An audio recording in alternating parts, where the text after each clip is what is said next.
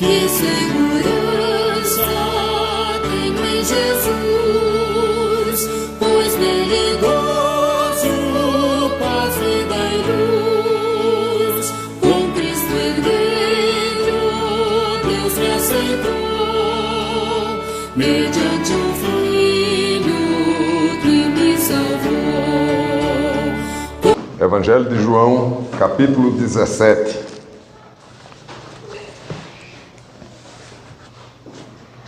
Fiquemos em pé para a leitura do texto sagrado. João, capítulo 17. Estaremos lendo todo o capítulo.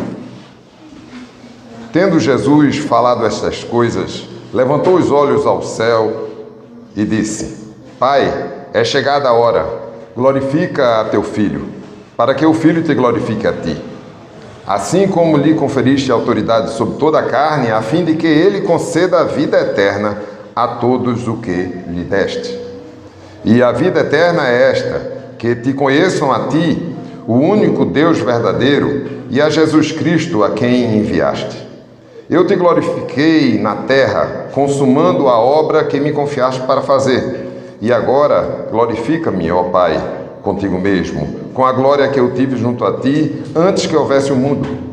Manifestei o teu nome aos homens que me destes do mundo. Eram teus, tu nos confiaste, e eles têm guardado a tua palavra. Agora, eles reconhecem que todas as coisas que me tens dado provêm de ti, porque eu lhes tenho transmitido as palavras que me deste, e eles as receberam e verdadeiramente conheceram que saí de ti e creram que tu me enviaste. É por eles que eu rogo, não rogo pelo mundo, mas por aqueles que me deste, porque são teus. Ora, todas as minhas coisas são tuas e as tuas coisas são minhas, e neles eu sou glorificado. Já não estou no mundo, mas eles continuam no mundo, ao passo que eu vou para junto de ti. Pai Santo, guarda-os em teu nome, que me deste, para que eles sejam um, assim como nós. Quando eu estava com eles, guardava-os no teu nome, que me deste, e protegi-os, e nenhum deles se perdeu, exceto o filho da perdição, para que se cumprisse a Escritura. Mas agora vou para junto de ti, e isto falo no mundo, para que eles tenham o meu gozo completo em si mesmo. Eu lhes tenho dado a tua palavra, e o mundo os odiou, porque eles não são do mundo, como também eu não sou. Não peço que os tires do mundo, e sim que os guardes do mal. Eles não são do mundo, como também eu não sou. Santifica-os na verdade, a tua palavra é a verdade. Assim como tu me enviaste ao mundo, também eu os enviei ao mundo. E a favor deles, eu me santifico a mim mesmo, para que eles também sejam santificados na verdade. Não rogo somente por estes, mas também por aqueles que vierem a crer em mim por intermédio da sua palavra, a fim de que todos sejam um. E como és tu, ó Pai, em mim e eu em ti, também seja ele em nós, para que o mundo creia que tu me enviaste. Eu lhes tenho transmitido a glória que me tens dado, para que sejam um, como nós o somos. Eu neles e tu em mim, a fim de que sejam aperfeiçoados na unidade, para que o mundo conheça que tu me enviaste e me amaste, como também amastes a mim. Pai, a minha vontade é que onde eu estou, estejam também comigo os que me deste, para que vejam a minha glória que me conferiste, porque me amaste antes da fundação do mundo. Pai justo, o mundo não te conheceu, eu, porém, te conheci, e também esses compreenderam que tu me enviaste. Eu lhes fiz conhecer o teu nome, e ainda o farei conhecer, a fim de que o amor com que me amaste esteja neles, e eu neles esteja.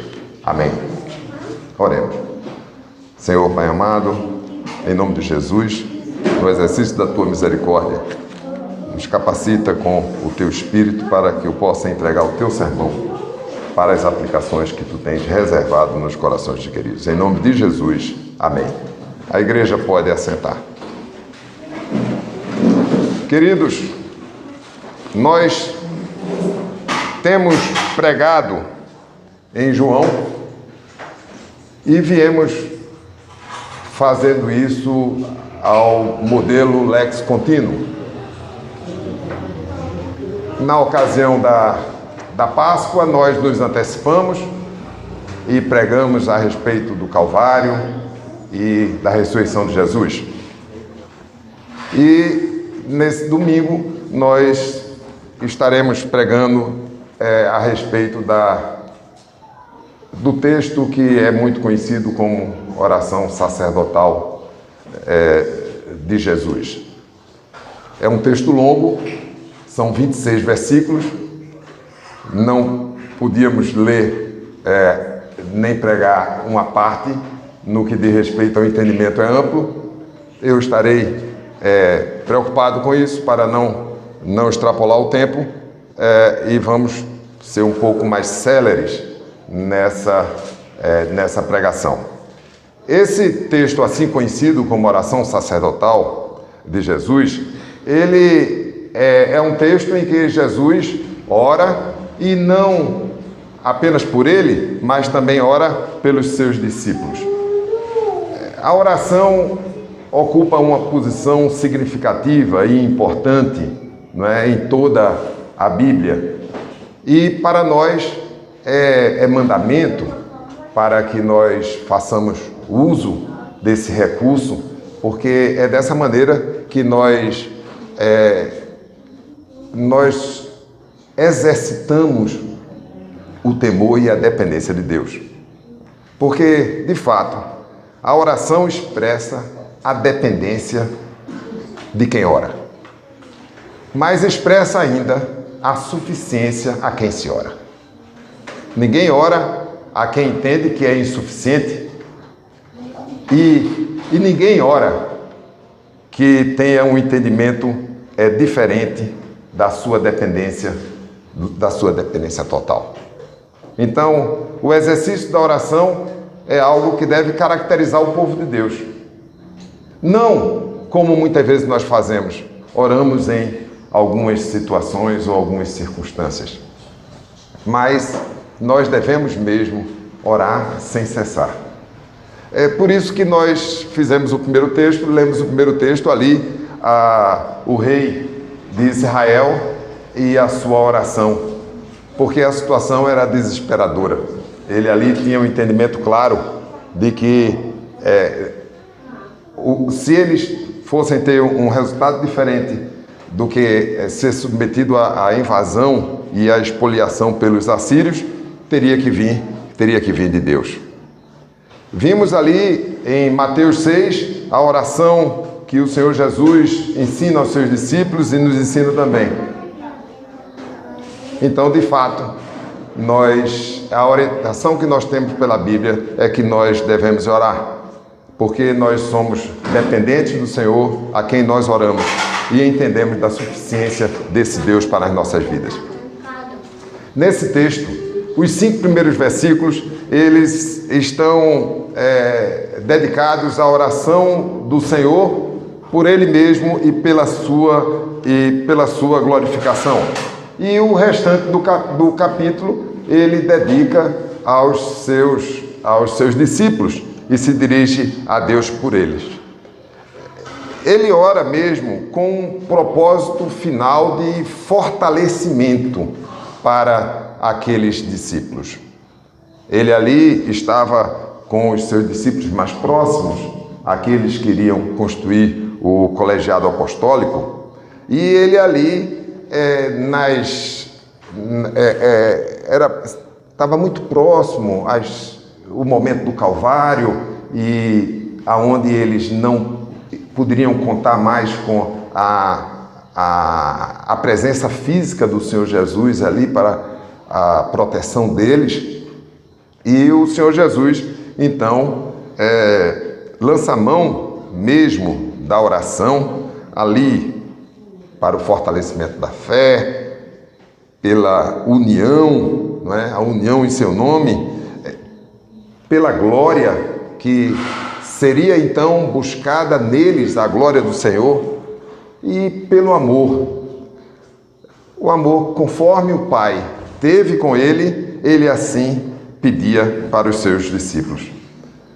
E então, Jesus, na sua oração, nos ensina mesmo muitas coisas, como ali lidar diante das nossas necessidades, e ali, a exemplo, lidando com os seus discípulos, ele destaca muitas coisas, entre elas a sua dependência total de Deus. E aqui então já entendemos algo muito importante para as nossas vidas e a nossa peregrinação na fé. Se Jesus ora declarando a sua dependência total de Deus, como nós então deveríamos agir no exercício da fé? Faltavam poucas horas. Em um período de 24 horas, o Senhor Jesus iria ser preso, iria iniciar o seu calvário. A partir do capítulo 14, o evangelista João se dedica mesmo a narrar eventos e intervenções do Senhor Jesus para tratar o medo, tratar mesmo a ansiedade dos seus discípulos que ali, em Cristo, teriam a paz. E isso porque havia promessa de sofrimento, havia promessa de perseguição, e o Senhor Jesus havia dito que haveria de chegar a hora em que eles seriam mortos por alguém que acreditasse mesmo estar prestando culto a Deus. E disse, com toda tranquilidade e transparência aos seus discípulos: no mundo passareis por aflições, mas tende bom ânimo, eu venci o mundo. Independente mesmo das adversidades, das aflições que eles teriam de passar, a mensagem é para que não desanimassem. Eles deveriam mesmo manter o bom ânimo, porque o Senhor Jesus havia vencido mesmo as adversidades do mundo e as suas maldades. Diz então o evangelista que, tendo Jesus falado essas coisas, levantou os olhos ao céu e disse: Pai, é chegada a hora, glorifica o teu Filho, para que o Filho te glorifique a ti. Assim como lhe conferiste autoridade sobre toda a carne, a fim de que ele conceda a vida eterna a todos os que lhe deste. E a vida eterna é esta: que te conheçam a ti, o único Deus verdadeiro, e a Jesus Cristo, a quem enviastes. Jesus dirige-se ao Pai. Isso ao longo do Evangelho, nós vamos encontrar isso mais de 100 vezes. Essa referência que Jesus busca e se dirige ao Pai. Jesus procede mesmo como procederam os profetas. Eles se dirigiam ao Pai, eles buscavam ao Pai. É mesmo ao Pai que é revelado em Cristo a quem nós devemos nos dirigir e clamar mesmo pela misericórdia, não é? E pela graça do Senhor Jesus. Em Mateus 6, conforme há pouco lemos, ele nos ensinou, ali ensinando aos seus discípulos, através da oração que universalmente ficou conhecida como o Pai Nosso. Ou seja, também se dirigindo ao Pai. O plano redentivo do Pai destacava o amor ao Filho, também destinado a toda a criação. Então, é dedicado ao cabeça de todo o organismo, e então todo o corpo é beneficiado pelo amor dedicado ao cabeça do corpo. Isso incluía mesmo a glória do Filho, e dessa forma o Pai seria glorificado no Filho. A quem então foi conferida toda a autoridade sobre o mundo caído. Quando se diz toda a carne, se refere a isso mesmo. E então segue ali o propósito, quando diz: a fim de que ele conceda a vida eterna a todos que lhe deste. Esse é o plano redentivo, não é? que havia sido então aqueles objeto da atenção de Deus, que seriam objeto da atenção de Deus, entregues a Jesus.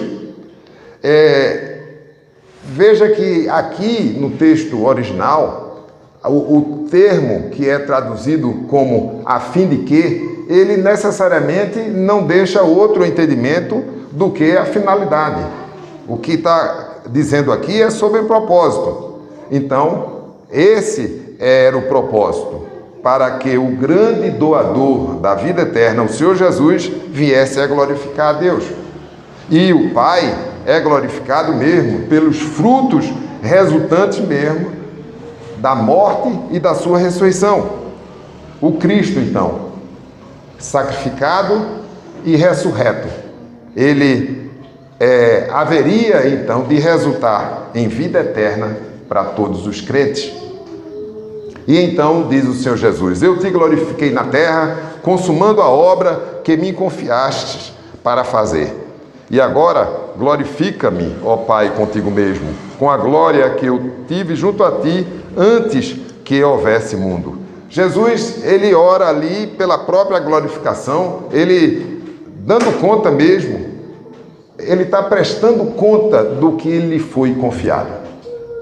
Aqui Jesus conclui essa porção da oração, declarando mesmo que havia glorificado o Pai ao consumar a sua obra na terra. Ali a sua obra como mestre, como rei e como sacerdote, fazendo mesmo conhecido o Pai, não é? Então, o reconhecimento do Pai em Cristo. Os judeus ali estariam entendendo do reconhecimento do rei e sacrificando-se aí a obra sacerdotal pelos que creem. Entendo que ali ainda não tinha acontecido o sacrifício, mas a evidência era para as próximas horas, e o Senhor pôde lançar mão dessa forma de expressão exatamente nessa oração, como se a obra toda já estivesse concluída. Isso aconteceria nos próximos dias, e ele então estaria com o Pai concluindo toda a obra. Segue então agora um pedido pelos seus discípulos, quando ele diz: manifestei o teu nome aos homens que me deste do mundo, eram teus, tu nos confiaste, e eles têm guardado a tua obra. Agora eles reconhecem que todas as coisas que me tens dado provêm de ti, porque eu lhes tenho transmitido as palavras que me deste, e eles as receberam, e verdadeiramente conheceram que saí de ti, e creram que tu me enviaste. Aqui existe uma transição, porque ele vinha orando para a sua própria glorificação, solicitando para si, e agora ele passa a solicitar para aqueles que o Senhor tinha lhe dado. Então, ele quando diz que eram teus e tu confiastes, ele está querendo dizer, olha, eles te pertenciam e tu me destes, então agora eu solicito por eles, mas são teus. A glória do Filho é a salvação dos que lhe foram dados. Jesus havia feito a obra e mostrado mesmo a glória do Pai, não é? Por isso ele diz, manifestei o teu nome. Havia manifestado o nome, ou seja, havia feito conhecido. Então, ele havia tornado conhecido o nome do Pai. Ele fez isso revelando nele mesmo. Jesus diz que não mostrou a glória para todos. Não era esse o propósito. Mas apenas aqueles eleitos, que ali se referia, que foram dados pelo Pai. Isso a gente confere em João 6:37, 39, que ali diz, todo aquele que o Pai me dá, esse virá a mim. E o que vem a mim, de modo nenhum o lançarei fora. Aqui são duas certezas. A certeza da eleição, que irresistível, não é? Como também a segurança que haverá salvação. E ainda diz: ninguém pode vir a mim se o Pai que me enviou não o trouxer, e eu o ressuscitarei no último dia. Isso no capítulo 6, versículo 44. Né? Então, vir a Cristo necessariamente precisa ser mandado pelo Pai. E ninguém pode chegar ao Pai senão através de Jesus. E Jesus afirma que aqueles homens, eles necessariamente lhe foram dados. E como um pastor amoroso, ele estava ali disposto mesmo a morrer por eles, pelos pecados deles. Por isso é que ele afirma: olhe, eles têm guardado a tua palavra. E olhe que ali seria abandonado por todos, né? Na hora que fosse preso, na ocasião que foi preso, ele foi abandonado por todos. Ele haveria de ser negado, né, por 3 vezes. Mas mesmo assim, ele diz: olhe, eles guardaram a tua palavra. Porque ele entendia que a salvação não dependia deles, mas dependia do seu sacrifício por eles. O resultado dos ensinamentos que procederam do Pai, ministrado àqueles homens, os levaram a ver a glória do Pai refletido no Filho. O reconhecimento, quando o Senhor diz que eles reconheceram, reconhecimento no original grego, ele diz mais do que a questão do sentimento do conhecer, não é? Que na nossa língua nós utilizamos o conhecimento, mas o reconhecimento exige mais do que isso. É uma questão mesmo de ter conhecimento prévio, entender da existência, para que pudesse reconhecer. Então, eles haviam sido ensinados pelo Senhor a respeito do Pai e tinham conhecido o Pai no Filho.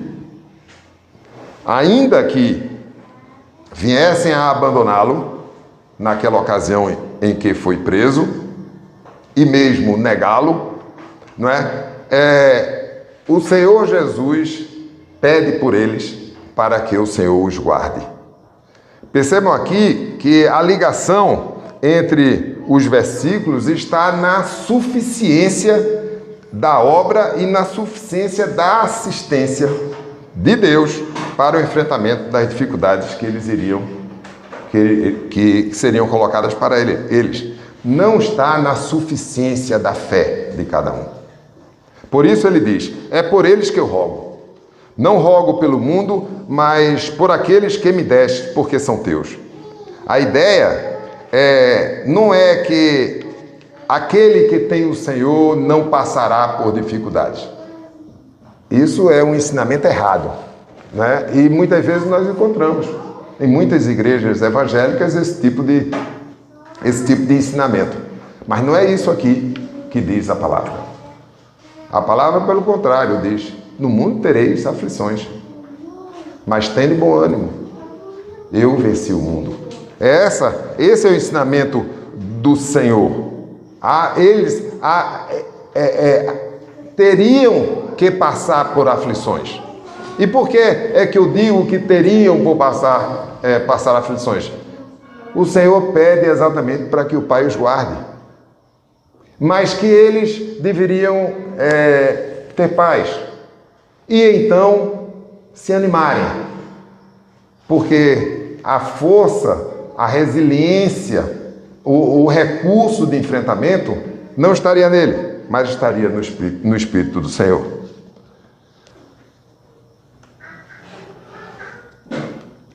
O mundo, quando aqui entendemos o mundo, é com os seus valores e suas prioridades. Não é o alvo do Senhor. Mas o alvo do Senhor está no mundo. Não é o mundo, mas está no mundo. Então, os crentes estão no mundo.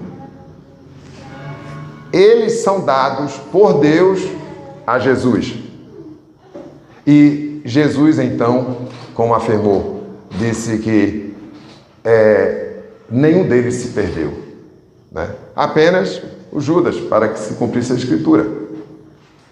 E que nenhum deles seriam arrebatados da mão do Pai. Essa é a realidade, essa é a segurança. E é nisso que os seus discípulos ali estiveram fortalecidos. E que nós também devemos nos fortalecer com essa certeza. Ora, diz então o Senhor, todas as minhas coisas são tuas e as tuas coisas são minhas, e neles eu sou glorificado. A identificação de Cristo implica necessariamente em identificar o ser divino. O reconhecimento do Pai em Cristo é que dá a sua identidade e propriedade nas coisas comuns entre Ele e o Pai. Porque aqueles que foram dados a Ele, eles antes pertenciam ao Pai. É por isso que Jesus apela nessa questão. Diz, olha, é como se dissesse, eu sei que eles vão falhar. Eu sei que eles vão me abandonar. Eu sei que eles, diante da pressão, eles vão me negar. Mas eles são teus. É isso que Jesus diz, né? Quando ele está falando nessas propriedades comuns, o que é dele é do Pai, não é? E então todas as coisas são dele, não é? Ele está necessariamente trazendo à luz a sua identidade divina. Mas era uma evidência quando ele diz, já não estou no mundo, mas eles continuam no mundo. Ao passo que eu vou para junto de ti, Pai Santo, guarda-os em teu nome que me deste, para que eles sejam um, assim como nós. Jesus fala aqui como se a cruz já tivesse chegado, o Calvário já tivesse acontecido, quando ele diz, já não estou no mundo. Mas em pouco tempo iria acontecer, era certo que o maravilhoso Calvário acontecesse, não é? Indispensável para a nossa salvação, porque não depende de nós, mas depende do sacrifício de Cristo. Mas, pelo fato de se apartar fisicamente dos seus discípulos, porque ele iria para o Pai e os discípulos iriam continuar no mundo, então é que ele ora para que sejam guardados pelo Pai.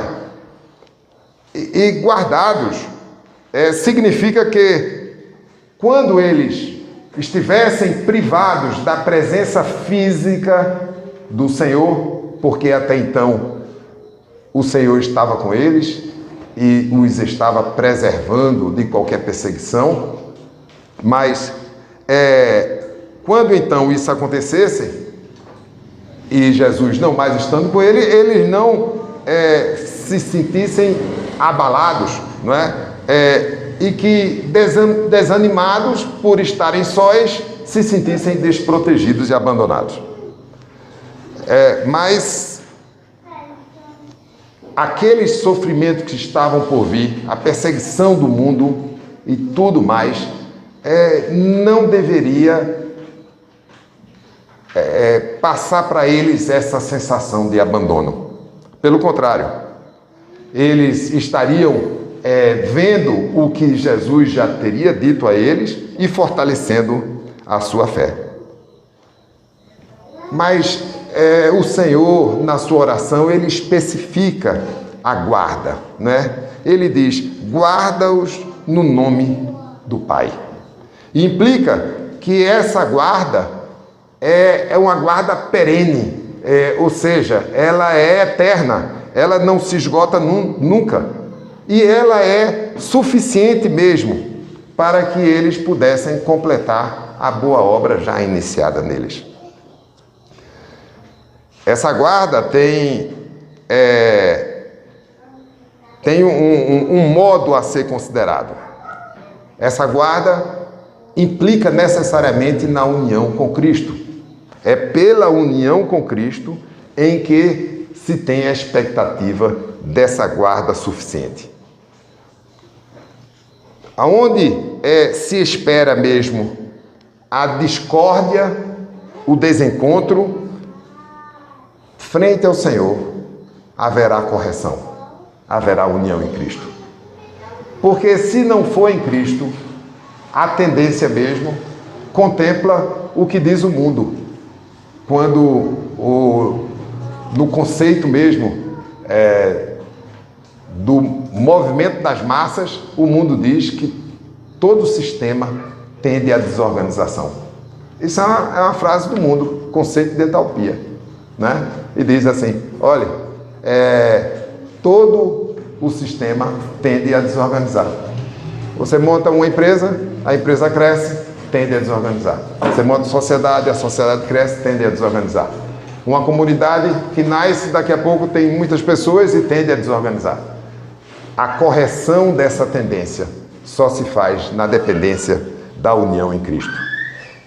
E diz o Senhor, quando eu estava com eles, guardava-os no teu nome, que me destes, e protegi-os, e nenhum deles se perdeu, exceto o filho da perdição, para que se cumprisse a Escritura. Jesus se refere mesmo ao seu ministério presencial, não é? E ali esse ministério presencial estava findando, estava terminando. E por isso ele diz que, olha, até aqui eu os protegi, né? E eu os protegi na tua palavra, eu os protegi na realização dos sinais, nos milagres aqui e na tua obra. Eu fui o bom pastor, como o bom pastor protege as suas ovelhas. Havia então cumprido cabalmente a sua obra, que estava por terminar, que avizinhava-se o Calvário. Tinha sido suficiente para preservá-los e fez em nome do Pai, retratando não apenas a suficiência, mas também o poder pelo qual eles foram guardados por Ele. Isso ele diz, o Senhor diz ali, não porque estava se avizinhando o Calvário, ele precisava de palavras mesmo, de proteção de Deus. Não é isso aí.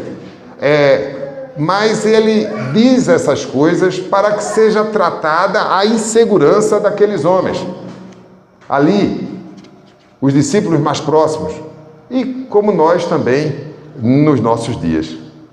E ele diz, mas agora vou para junto de ti, isso falo no mundo para que eles tenham o meu gozo completo em si mesmo. Uma nova situação ali que se colocava naqueles dias. O Senhor estaria mesmo com o Pai. E ali seria ausente fisicamente dos seus discípulos. E ali ele está pedindo por eles. E ele falava aos seus corações, quando ele diz assim, e isso falo no mundo para que eles tenham meu gozo. Ali ele está dizendo, olha, eu falo na sua intimidade, na intimidade mesmo enquanto mundo, para que se alegrassem nessa confiança nele. Ele estava fornecendo informações em oração para que eles ali estivessem fortalecidos, dissipando mesmo qualquer medo que ali ainda estivesse presente. E diz, eu lhes tenho dado a tua palavra e o mundo os odiou, porque eles não são do mundo, como também eu não sou. Não peço que os tire do mundo, e sim guarde-os do mal. O entendimento aqui é que aconteceu o mesmo esperado, né? Não poderia ser diferente. A palavra de Deus não agrada ao mundo, porque quando ela é pregada, evidencia o pecado e o juízo. E o mundo então não aceita, porque implica em arrependimento verdadeiro. E como o mundo não os reconhece como próprio, é claro que eles iriam ser odiados, exatamente porque não pertence do mundo e nem podia pertencer, porque se o Senhor não pertence a esse mundo, os seus discípulos não poderiam pertencer a esse mundo. Os seus discípulos, diante das dificuldades que iriam passar, porque seriam oprimidos mesmo pelo mundo, não é? Eles seriam guardados pelo Pai para que realizassem mesmo a missão que cabia a eles, né? Estabelecida mesmo pelo Espírito de Deus. Isso em João 15, 27 diz que eles seriam testemunha de Jesus, não é? Eles estariam no mundo, não fariam parte dele, né? Ou seja, os valores do crente não são os valores do mundo. É isso que ele está dizendo. Mas nele exerceriam o testemunho de Jesus. Ou seja, os crentes dão testemunho de Cristo na sua existência, na sua vida. E aí segue a constatação: eles não são do mundo como também eu não sou. Santifica-os na verdade, a tua palavra é a verdade. Existe aqui um registro do tipo, que a gente diz assim: os discípulos eram cristãos, um tipo de Cristo. Então, se Cristo não era do mundo, os cristãos não poderiam ser. A evidência não poderia ser nenhuma diferente dessa. Se o Senhor não pertencia, nenhum dos discípulos poderiam pertencer. Se parafraseássemos esses 3 versículos últimos, seria assim: peço que não apenas livre-os do mal, como separa-os na palavra para capacitá-los mais e mais no serviço do Senhor.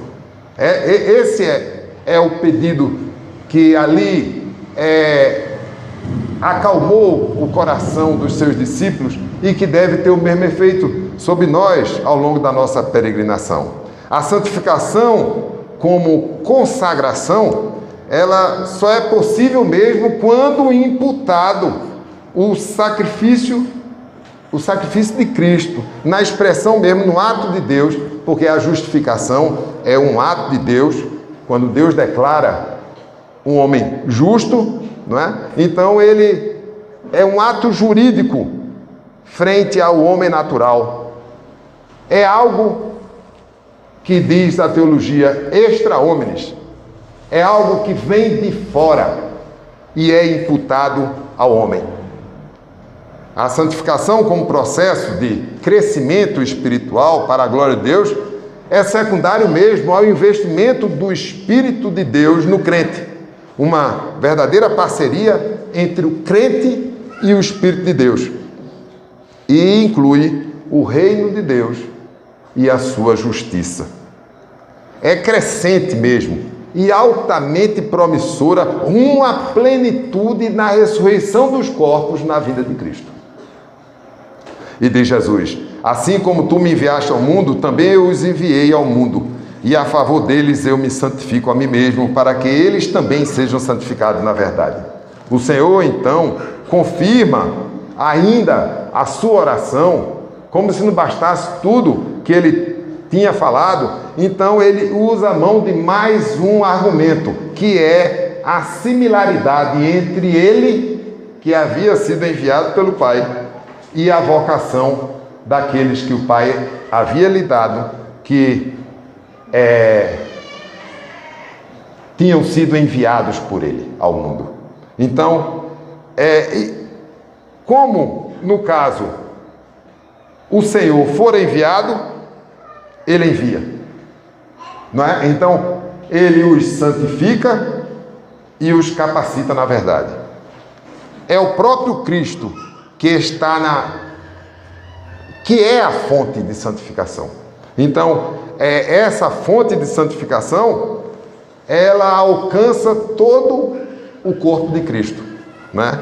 E é nessa fonte que nós nos espelhamos e nós buscamos. Ainda devemos salientar que essa santificação de Cristo, ainda que implique em toda a vida e obra, está mesmo no seu sacrifício a sua ilustração maior. É na cruz e na ressurreição ao terceiro dia a maior figura que exerce a maior força sobre o ser humano regenerado no Espírito do Senhor, para que ele possa então se voltar para os valores do Senhor e buscar o fruto do Espírito. Esse entendimento do Senhor Jesus ali, ele não estava restrito apenas àqueles que já tinham buscado o Senhor e ali já estavam na fé. Ele diz: não rogo somente por esses, mas também por aqueles que vierem a crer em mim por intermédio da sua palavra. Não existe muita diferença entre esses dois grupos, apenas um que ainda está para ser alcançado. Mas todos eles pertencem ao Pai e ali eles foram entregues ao Filho. Então, a oração de Jesus pelos seus, ali, naquele momento, por aqueles discípulos que iriam construir o colégio apostólico, não está restrita ali só aos alcançados, né?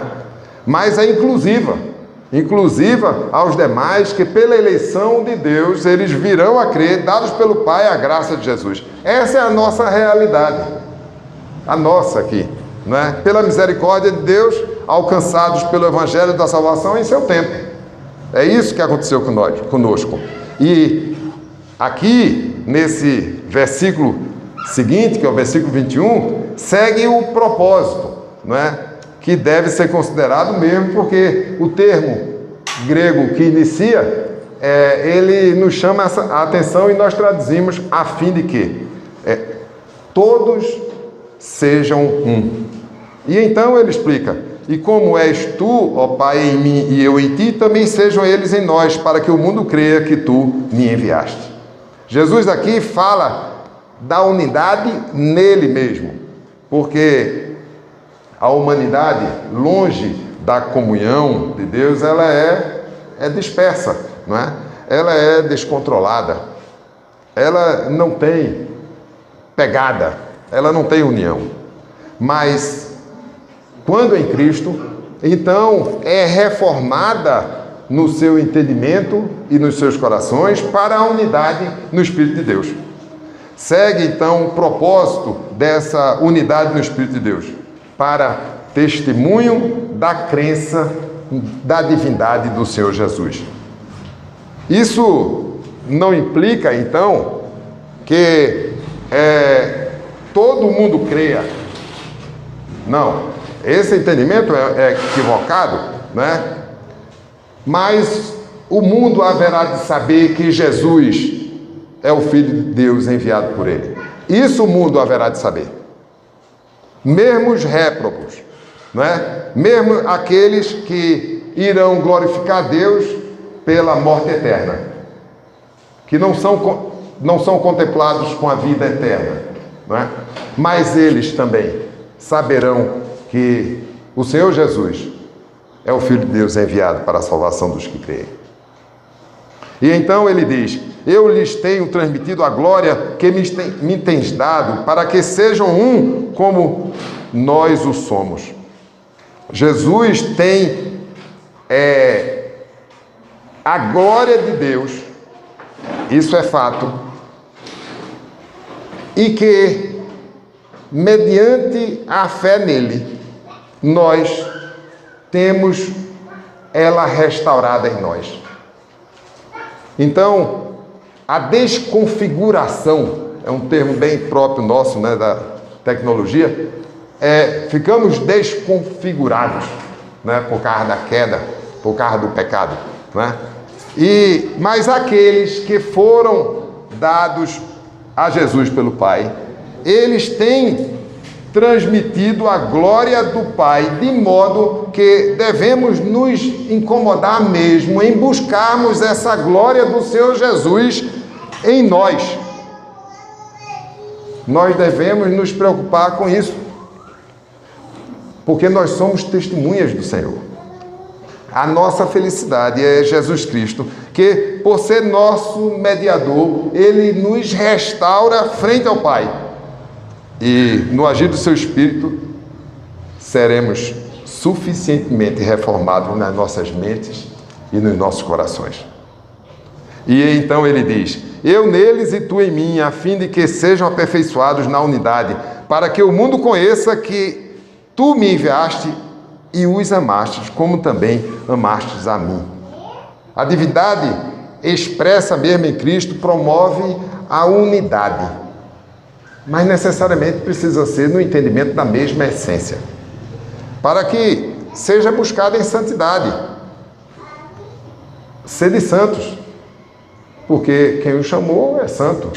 Então, nós não temos uma opção diferente do que ter vida santa. O amor dedicado ao Filho pelo Pai é o motivo mesmo de amar aos demais que lhe foram entregues. E então, porque o Pai nos amou primeiro, assim a igreja pode exercer a sua função. E diz o Senhor: Pai, a minha vontade é que onde eu estou estejam também comigo os que me destes, para que vejam a minha glória que me conferiste, porque me amastes antes da fundação do mundo. Pai justo, o mundo não te conheceu, eu, porém, te conheci, e também estes compreenderam que tu me enviaste.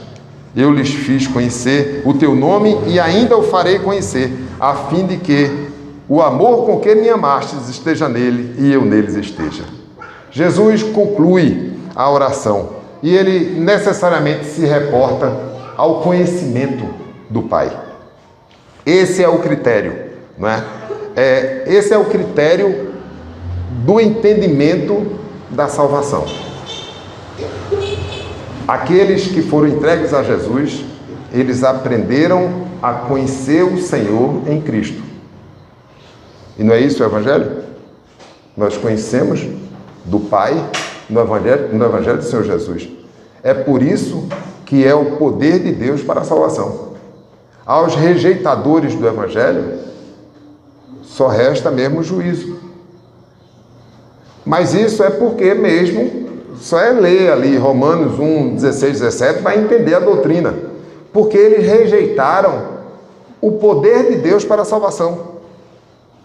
Então, o conhecimento de Deus e o reconhecimento de Deus em Cristo é o que faz a diferença entre aqueles que são salvos e os que não são salvos. E aqui, então, Jesus nos ensina mesmo a sequência desse conhecimento. E é coisa que ninguém pode mudar. Primeiro está o conhecimento do Pai. O Filho conhecia o Pai. Só o Filho. Só o Filho. Ninguém pode alegar que conheceu a Deus numa experiência, num sonho, em qualquer outra coisa, fora do Senhor Jesus. E então, em seguida, ele diz: eu lhes fiz conhecer o teu nome e ainda o farei conhecer, a fim de que o amor com que me amasse esteja neles e eu neles esteja. O conhecimento de Deus é o grande divisor das águas. Podemos assim dizer mesmo, a separação daqueles que são discípulos do Senhor do restante do mundo para a perdição.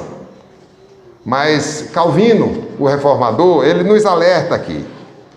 Primeiro, Jesus Cristo foi enviado do Pai. Apenas ele conhece o Pai. Qualquer outra iniciativa não merece crédito.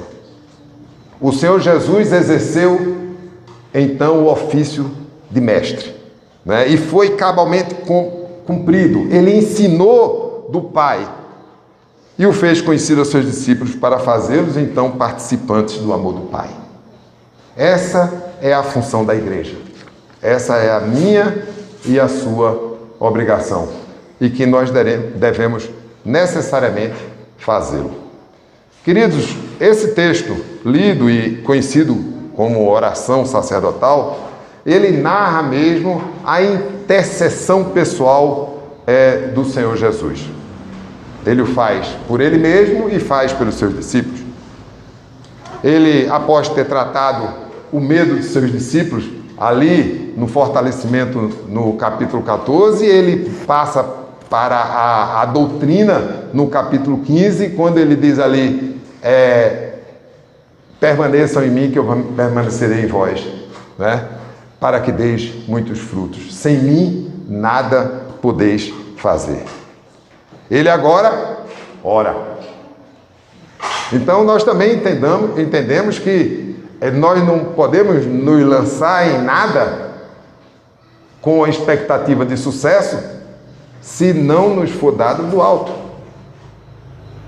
Então nós também devemos fazer da mesma maneira. Meus queridos, o Senhor nos ensina mesmo o recurso de enfrentamento do crente. Ele está em buscar a guarda no Senhor, não é? Então, os olhos dos crentes não devem estar sobre as dificuldades, mas ele deve estar voltado para o suporte que realmente o garante, e é o que os nossos psicólogos chamam de resiliência, quer dizer, o recurso de enfrentamento das dificuldades. O poder do crente em resistir às adversidades está no Espírito de Deus, que o capacita e o fortalece. Não está no homem. Não é uma questão de poupá-lo. Então, porque o Senhor Jesus eu serei poupado, eu serei tirado do mundo. A questão central não é a aflição que nós ocasionalmente passaremos, mas na paz que o Senhor Cristo nos dá, porque estaremos sendo guardados pelo Pai.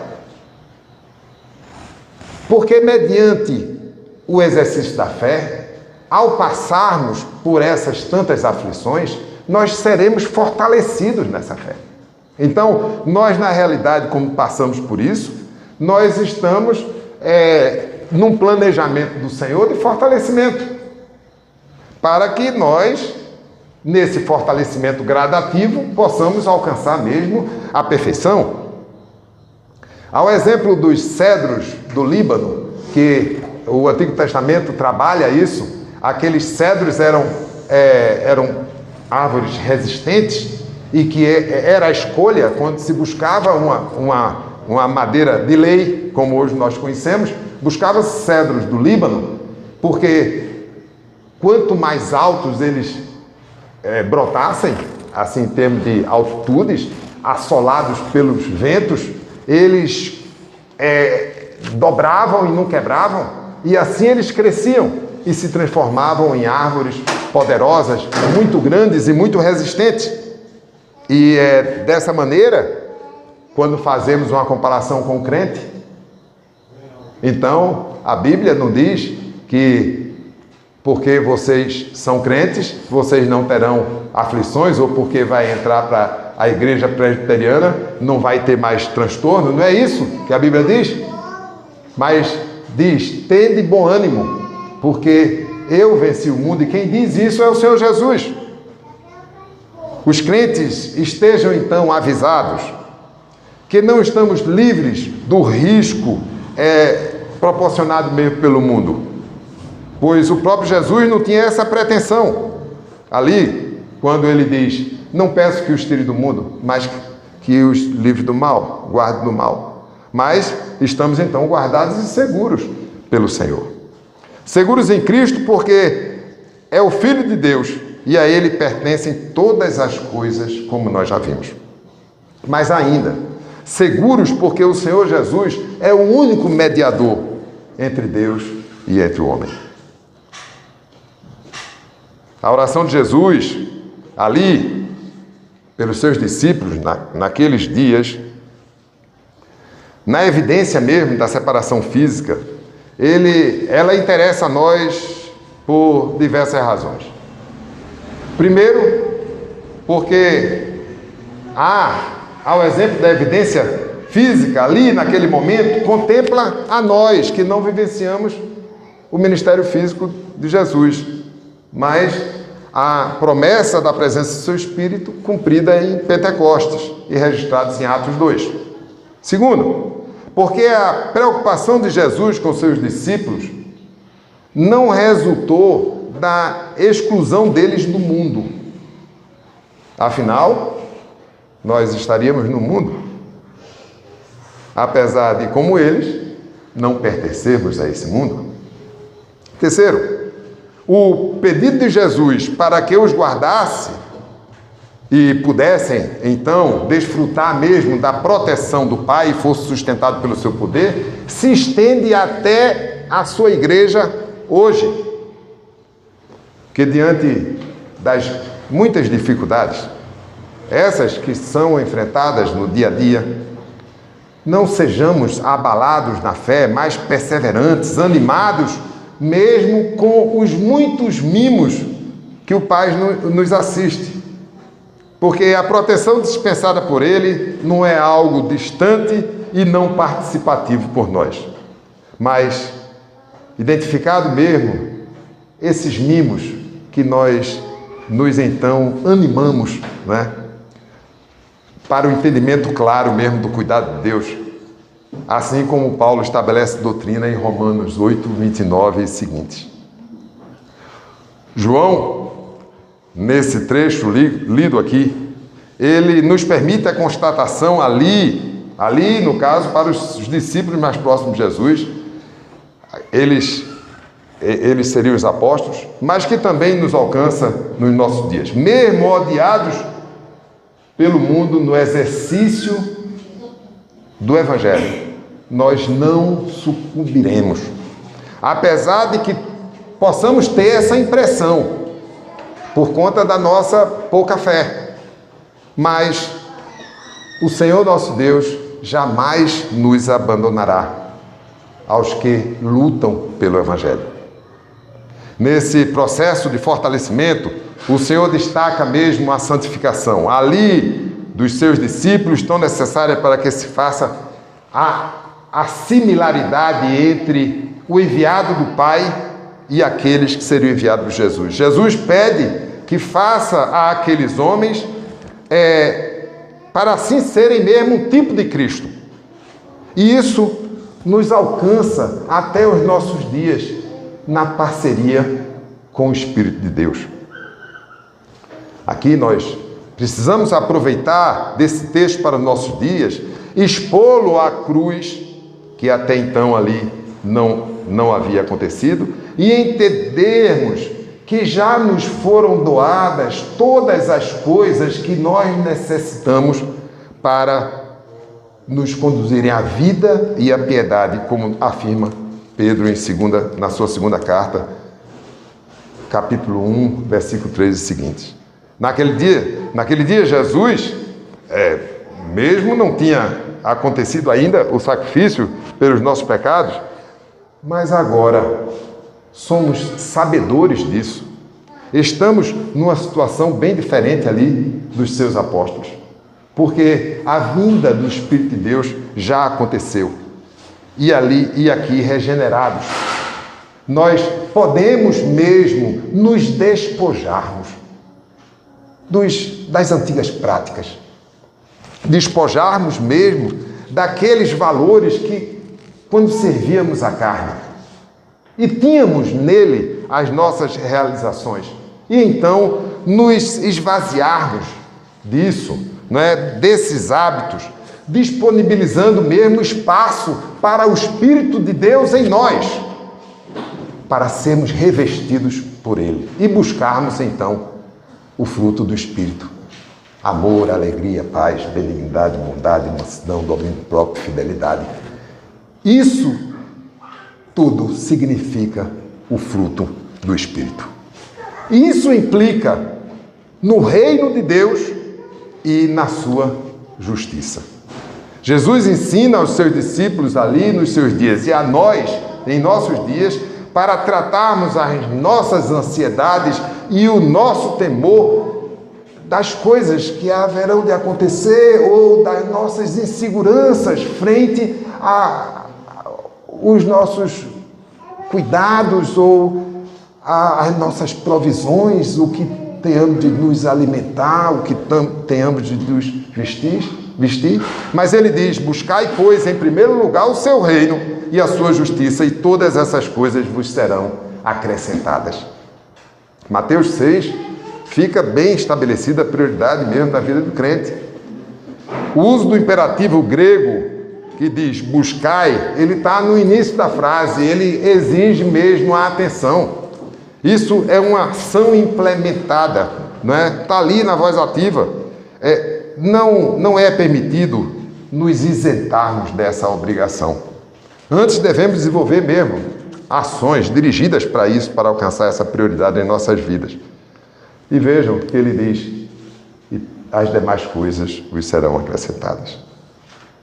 Nós sabemos mesmo que todas as coisas cooperam para o bem daqueles que amam a Deus, daqueles que são chamados segundo o seu propósito, porquanto aos que de antemão conheceu, também os predestinou. Ali está se referindo mesmo a nós, para sermos conformes à imagem do seu Filho, a fim de que ele seja o primogênito entre muitos irmãos.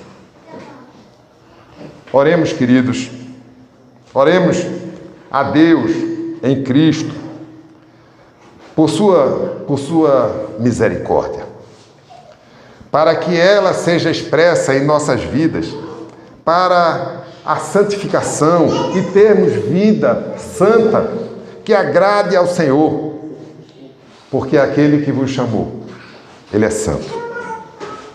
Oremos, queridos. Senhor Pai amado, Deus Pai poderoso, santo é o Senhor nosso Deus.